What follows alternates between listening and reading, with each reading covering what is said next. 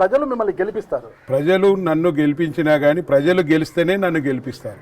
Okay, అయితే ఇంతకుముందు ప్రజలు ఓడిపోయారా? ఎస్, 100%. ఓకే, ప్రజలు ఓడిపోయారు. ఈసారి ప్రజలు గెలుస్తూ మిమ్మల్ని ఎందుకు గెలిపిస్తారు? ఇప్పుడు గతంలో నేను 2014 నుంచి 18 వరకు ఎమ్మెల్యేగా ఉన్నాను. 14 ముందు ఈ నియోజకవర్గం ఏదైతే ఉన్నదో అభివృద్ధిలో శూన్యం. రోడ్ల విషయంలో కానివ్వండి, ఈ తాగునీళ్ళ విషయంలో కానివ్వండి, సాగునీళ్ళ విషయంలో కానివ్వండి, ప్రతి విషయంలో కూడా 2014 ముందు గందరగోళం.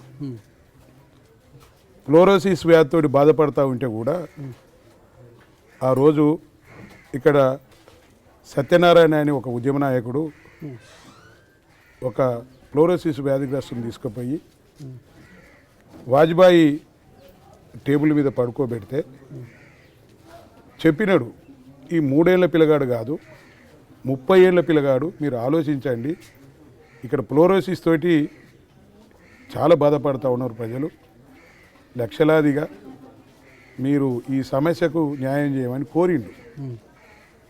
దాంట్లో అప్పుడు బీజేపీ ప్రభుత్వం ఉన్నది, ఏ సాయం చేయలేదు, ఈ సమస్య గురించి కూడా పట్టించుకోలేదు. ఆ తర్వాత 14 తర్వాత నేను ఎమ్మెల్యే అయిన తర్వాత కేసీఆర్ గారు ఉద్యమ కాలంలోనే ఇక్కడ తిరిగిన సందర్భంలో వారి నాయకత్వాన నేను కూడా ఉద్యమ కాలంలో తిరిగినాను. అప్పుడు అనుకున్న విషయం ఏంటంటే ఇక్కడ ఈ ఫ్లోరోసిస్ అనే వ్యాధి ఈ నీళ్ళ ద్వారా, తాగే నీళ్ళ ద్వారా వస్తూ ఉన్నది, తినే పదార్థాల ద్వారా వస్తూ ఉన్నది. దానికి 100% రక్షిత మంచినీరు కావాలి, అట్లాగనే సాగునీరు కూడా కావాలి. ఈ సాగునీరు రక్షిత మంచినీరు తోటి ఈ వ్యాధికి మనం అంతమొందించవచ్చు అని మాట్లాడుకున్న సందర్భం. 14లో నేను గెలవగానే ఈ విషయం గురించి మళ్ళీ చర్చించి ఇక్కడనే చౌటుప్పల్లో ఒక పైలాన్ను నిర్మాణం చేసుకొని ఇక్కడి నుంచే ఈ ఫ్లోరోసిస్ వ్యాధి నిర్మూలనకు ఒక బీజం వేసినాం. ఓకే, అప్పుడు ప్రతి ఇంటికి కూడా కృష్ణా జలాలు తీసుకొచ్చి శుద్ధి చేసి నల్ల నీళ్ళ ఫ్లోరోసిస్ అనేది ఒక వ్యాధి. ఓకే, ఇది ఫ్లోరైడ్ నీళ్ళతోటి ఫ్లోరోసిస్ వ్యాధి. దాన్ని మనం పూర్తిగా ఇక్కడ ఏ ఒక్క వ్యాధిగ్రస్తుడు కూడా లేకుండా చేసుకోగలిగినది. కేంద్ర ప్రభుత్వం మనం చెప్పింది, ఇలా మునుగోడు నియోజకవర్గంలో కానీ నల్లగొండలో కానీ తెలంగాణలో ఈరోజు ఏ ఒక్క ఫ్లోరోసిస్ వ్యాధిగ్రస్తుడు లేడు అని ప్రకటన. సార్, మీరు ఫ్లోరైడ్ రహిత నల్గొండ జిల్లాగా చేశారు. ఓకే, మరి 2018లో ప్రజలు మిమ్మల్ని మీకే పట్టం కట్టాలి కదా, మీ పార్టీకే, మరి ఎందుకు ప్రజలు ఓడించారు?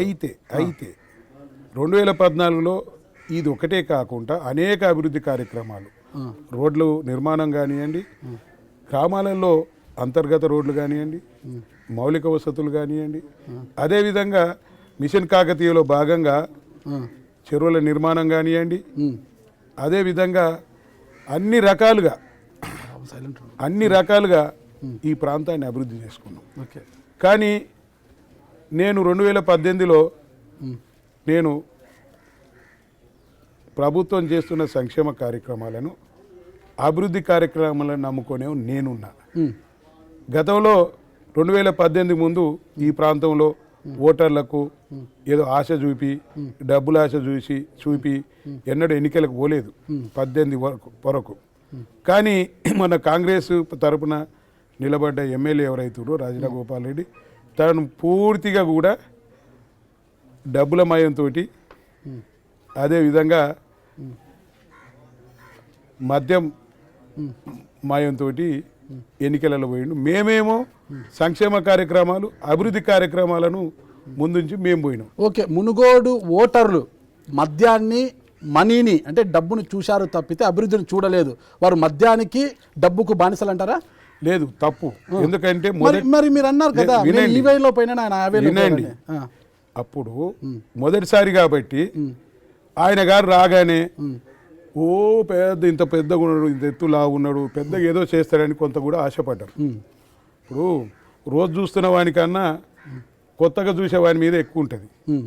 ఇప్పుడు రోజు ఊర్లో తిరిగే వానికన్నా గంగిరెద్దులోడు వచ్చిండు అనుకో, వాని చుట్టూ ఎక్కువ మంది ఉంటారు. గట్లగానే ఆయన మీద కూడా కొద్దిగా ఎక్కువగా ఆశలు పెంచుకున్నారు.